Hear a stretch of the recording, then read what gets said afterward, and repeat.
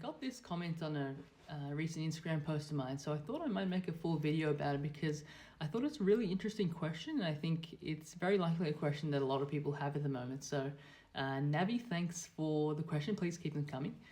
Now, what it was that any thoughts on how first home buyers / investors should navigate the current high rates environment and tax reforms? Now, I want to focus firstly on the current high rates environment part of that question because I think that affects both first home buyers and investors somewhat equally. And what I mean by that is that generally speaking, it comes down to affordability. If as a first home buyer or as an investor, if you can still afford to hold on to a mortgage with the higher interest repayments you're having to make on those, and property is still forming part of your wealth creation journey, then I see no reason why high interest rates at the moment, or even low interest rates as and when they might drop, should really change your plans and goals.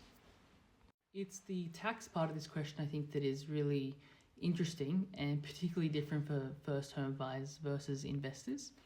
Now, if you're a first home buyer, the tax reforms shouldn't really affect you too much.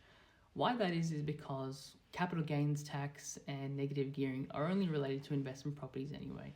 As a first home buyer, you have to move into a principal place of residence, and those inherently are tax exempt as well. So the only impacts to first home buyers that the tax reforms should be making is increasing the housing supply and getting more first home buyers into houses.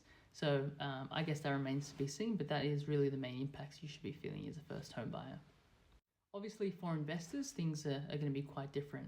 With the removal of the 50% capital gains discount, at least on established houses, as well as the removal of negative gearing on established houses as well, that could obviously impact your future return on investment on any properties you buy, as well as the more short-term cash flow by not getting those tax benefits of the negative gearing on those properties. As with anything, I think it warrants the reassessment of your portfolio and your investment goals. But I always caution against upending your investment strategies entirely based on shorter-term tax reforms. Essentially, your investment goals and portfolio should outlast the sort of short-term changes in any particular market, with these being one of them. Essentially, if the fundamentals of any property portfolio are solid, and your investment thesis and your goals are also solid, they shouldn't really change things too much. Bit of a long video, but thanks for bearing with me. Hopefully, for the most part, Navi, I answered your question, but feel free to keep the questions coming. And I might be dropping a video in a little bit as well about more specifically the tax reforms, what's changing, and how it might affect you as a property investor.